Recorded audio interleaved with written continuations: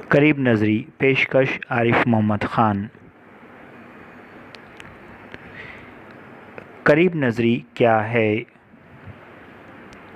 آنکھ کا ایسا نقص جس میں دور کی اشیاء صاف اور واضح نظر نہیں آتی لیکن قریب کی اشیاء صاف نظر آتی ہے، اسے قریب نظری کہتے ہیں۔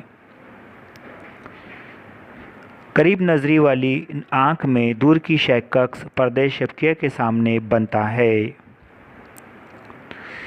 عام آنکھ میں اگر ہم دیکھیں تو دور کی شے کا عکس بھی برابر پردہ شبکیہ پر ہی بنتا ہے۔